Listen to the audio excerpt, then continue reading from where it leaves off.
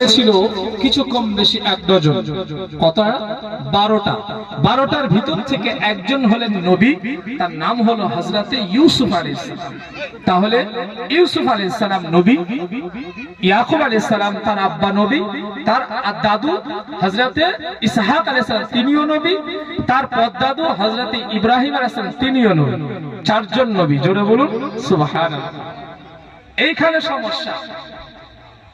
কোরআন শরীফে এসেছে সূরা ইউসুফের ভিতরে আল্লাহ পাক কোরআনে কারীমে বলছেন ওয়াকালু আবাহুম ইশাআন ইয়াবকুন। এই ইশার নামাজ পড়েছে, এই ইশার পরে ওই 10 ভাই আপনার কি বলে ইয়াকুব নবীর কাছে গিয়ে মিথ্যা কথা বলছে। বাপ ছিল নবী, বাপের কাছে ছেলেরা গিয়ে মিথ্যা কথা কি বলছে যে ইউসুফ কি হয়েছে, তার বাঘে খেয়ে নিয়েছে, তার রক্ত মাখা জামালিয়ে নিজের আব্বাকে অর্থাৎ ইয়াকুব নবীকে দেখাচ্ছে। কারা? 10 ভাই, এক মায়ের পেটের 10 সন্তান আর আরেক মায়ের পেটের 2 সন্তান। কথা বুঝতে পারছেন? ইয়াকুব আলাইহিস সালাম যে বিবাহ করেছিলেন, দুটো স্ত্রী ছিলেন। একটু এখানে বলে দিই, আগে যুগে নিজের সহোদর বোন, নিজের মায়ের পেটের বোনকে একসঙ্গে 2 বোনকে বিবাহ করে রাখা জায়েজ ছিল। কথা বুঝতে পেরেছেন? এখন কিন্তু জায়েজ নেই। এখন আমি যদি আমার স্ত্রীর সাথে থাকতে থাকতে আমার নিজের শালীকে বিবাহ করি, এটা আমাদের ইসলামের মধ্যে, আমাদের শরীয়তের মধ্যে এটা হারাম। বুঝতে পারছেন? কিন্তু তৎকালীন যুগে ইয়াকুব নবী তার নিজের স্ত্রী এবং তার নিজের যে আরেকটা স্ত্রী ছিল, দুজন কি ছিল? সহোদর বোন, নিজের মায়ের পেটের বোন ছিল। তখন জায়েজ ছিল, এখন জায়েজ নেই। কথা বুঝতে পেরেছেন? 2 মায়ের 12 সন্তান, দুজন হলো বনিয়ামিন ইউসুফ এক মায়ের পেটে, আর এক মায়ের পেটে 10 ভাই। ওই 10 ভাইয়ের ভিতর থেকে, ভালো করে শুনুন, 10 ভাইয়ের ভিতর থেকে একজন ছিলেন ইয়াহুদা। কি নাম বললাম? ইয়াহুদা। এই ইয়াহুদার বংশধর থেকে ইহুদি। কথাটা বুঝতে পারছেন? এই যে ইহুদি সম্প্রদায় আজকে যে ফিলিস্তিনিকে মারছে, ইসরায়েল, ইসরায়েল একটা দেশের নাম, তাই না? ইসরায়েল একটা দেশের নাম, কিন্তু কোরআনে কারীমে আল্লাহ জিকির করেছেন যে একটা সূরার নাম সূরা ইসরায়েল, 15 পারা। ওই সূরাটার আরেকটা নাম আছে সূরা বনী ইসরাইল। তাহলে কটা নাম পেলাম? ইসরায়েল 3টা পেলাম। তাহলে একটা দেশের নাম ইসরায়েল, একটা সূরার নাম ইসরায়েল, ওই সূরার নাম আবার আরেকটা নাম মুফাসসিরিনরা বলছেন বনী ইসরাইল। 3টে। আরেকটা ইসরায়েল আছে। ইয়াকুব আলাইহিস সালামের একটা নাম হলো ইসরায়েল। জোরে বলুন সুবহানাল্লাহ। তাহলে কটা ক্লিয়ার? তাহলে ইসরায়েল কটা পেলাম? 4টে। এক নবীর নাম ইয়াকুব আলাইহিস সালামের আরেকটা নাম ইসরায়েল, একটা সূরার নাম ইসরায়েল, সেই সূরার নাম আরেকটা নাম বনী ইসরাইল, আর একটা দেশের নাম ইসরায়েল। তাহলে সাধারণ মুসলমান ভাববে যে ইসরায়েল মানে নিশ্চয়ই কোরআনে আছে, মানে ভালো না। বুঝতে হবে তাদের পূর্বপুরুষদের নাম অনুসারে ইসরায়েল নাম রেখেছেন শুধু পৃথিবীর মানুষকে ধোঁকা দেওয়ার জন্য। কেন? বাপকে ধোঁকা দিয়েছে, একটু আগে বলেছি, মনে আছে?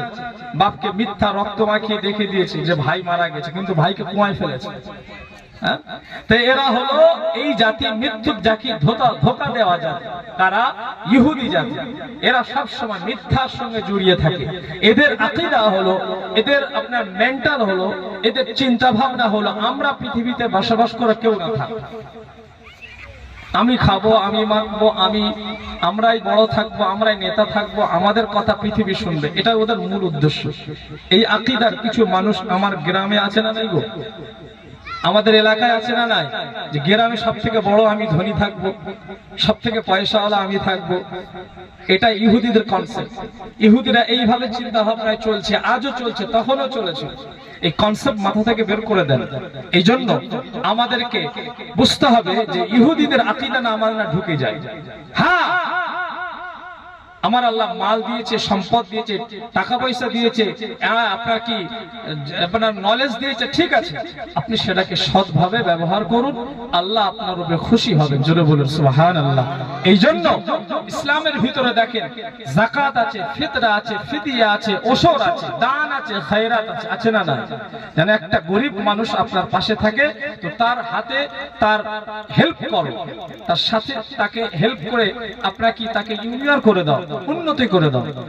আর ইহুদিদের আকীদা হলো কি যে আমরাই বড় থাকবো পৃথিবীতে, দাদা আমরাই হয়ে থাকবো, যা বলবো তাই। আর খ্রিস্টানদের আকীদাটা পরে বলছে, খ্রিস্টানদের অধ্যায় যখন ঢুকবো আলোচনা করব।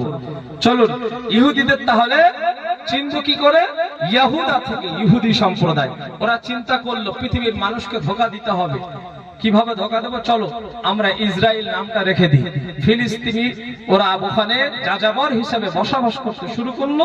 পরবর্তীতে ওখানে আক্রমণ করতে করতে করতে করতে ফিলিস্তিনির জমিন কাটতে কাটতে দখল করতে করতে এখন একটা দেশ হয়ে গেল, ইসরায়েল নামক একটা দেশ। এবার শুনুন, এই ইসরায়েল যে ইহুদিরা বসবাস করে, তাহলে ইসরায়েল কিন্তু এরা ভালো না, পৃথিবীর জন্য এরা হুমকি। কি কথা ঠিক না ভুল? এটা হুমকি, পৃথিবীর জন্য হুমকি, এরা খুব প্রতারক। এবার খ্রিস্টানদের সম্পর্কে বলি, কেন কোরআন শরীফে ইহুদি আর নাসারা সম্পর্কে আল্লাহ বলেছেন। ইহুদি হলো যেটা বললাম ইহুদার বংশধর, আর নাসারা হলো খ্রিস্টান। খ্রিস্টানদের আকীদা তারা কি যে আমাদের আল্লাহ সম্পদ, আমরা মানুষকে দান করতে থাকবো, আমরা যা দেবো তারা খেয়ে যেন বেঁচে থাকবে, তবে আমরাই যেন নেতা হয়ে থাকবো। এটাও ভুল কনসেপ্ট, কিন্তু ইসলাম এটা না। ইসলামের জন্য যাকাত দিয়েছেন, ফিতরা দিয়েছেন, ফিদিয়া দিয়েছেন, ওসর দিয়েছেন, যাতে করে সব 19-20 হয়ে থাকে। একজন 0% আর একজন 100%, এতটা ডিফারেন্স ইসলামে এটা পছন্দ করেন না আল্লাহ। এই জন্য আল্লাহ যাকাত দিয়েছেন। আল্লাহ বলেছেন তোমার যদি 100 টাকা থাকে তাহলে 100 টাকার ভিতর থেকে 2.5 টাকা বের করে দাও, ওটা গরিবের হক, এটা যাকাত। এটা কথা অনেক আছে, বিষয় ওদিকে যাব না। তাহলে এখানে বুঝতে হবে, আরো আকীদা অনেক আছে, আমি শর্ট করে বলে যাই। ইহুদিদের আকীদা, একজন নবী ছিলেন, নাম হলো উযাইর। কি নাম? উযাইর। উযাইর আলাইহিস সালাম একজন নবী ছিলেন। উযাইর আলাইহিস সালামকে ইহুদিরা তারা বলেছিল যে উযাইর তিনি নবী নন, তিনি হলেন আল্লাহর পুত্র, আল্লাহর বেটা। সকলে বলুন নাউযুবিল্লাহ। আল্লাহর বেটা আছে, আল্লাহর পুত্র আছে, আল্লাহর স্ত্রী আছে, আল্লাহর আব্বা মা আছে? নাই। আল্লাহ নিজেই বলে দিয়েছেন। তৎকালীন যুগে ইহুদিরা আল্লাহর নবীকে প্রশ্ন করেছিলেন, এই মুহাম্মদ ইবনে আব্দুল্লাহ, সকলে বলুন সাল্লাল্লাহু আলাইহি ওয়াসাল্লাম, বলুন আল্লাহ কেমন, আল্লাহ কি রকম, আল্লাহ সোনার না রূপার না টাকা না পয়সা কি? আল্লাহ পাক কোরআন শরীফের মধ্যে জানিয়ে দিলেন, বিসমিল্লাহির রহমানির রহিম, কুল হুয়াল্লাহু আহাদ, আল্লাহুস সামাদ, লাম ইয়ালিদ ওয়া লাম ইউলাদ ওয়া লাম ইয়াকুল লাহু কুফুয়ান আহাদ।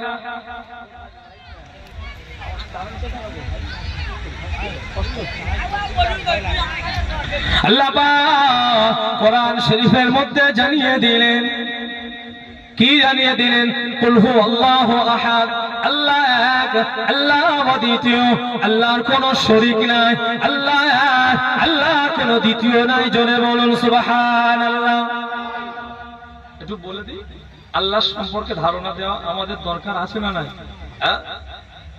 আমরা দেবদেবী পূজা করি না, আমরা 3টে খোদার বিশ্বাসী না, আমরা 12 খোদার বিশ্বাসী না, আমরা এক আল্লাহর বিশ্বাসী। কথা ঠিক না ভুল? আল্লাহুস সামাদ, আল্লাহ বললেন আমি কারোর মুখাপেক্ষী নই, আল্লাহ আমি এক, আমি কারোর মুখাপেক্ষী নয়। লাম ইয়ালিদ ওয়া লাম ইউলাদ, আমি আল্লাহর কোনো সন্তান নেই, আমি আল্লাহ কারোর সন্তান নয়। জোরে বলুন, আরো জোরে বলুন। লাম ইয়ালিদ ওয়া লাম ইউলাদ, কি গোটা শুনেন না আপনারা নামাজে? আল্লাহ বলছে আমার কেউ ছেলে মেয়ে না, আর আমি কারো ছেলে মেয়েও না।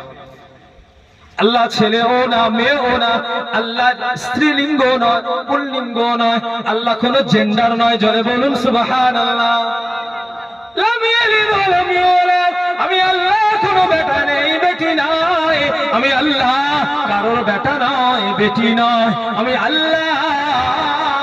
তারপরে তারপরে আল্লাহ বললেন ওয়ালাম ইয়াকুল লাহু কুফুয়ান আহাদ, আমি আল্লাহ এক, আমার মুখাপেক্ষী সকলে, আমি কারোর মুখাপেক্ষী নয়। জোরে বলুন, আরো জোরে বলুন। আল্লাহ সমতুল্য কেউ আছে?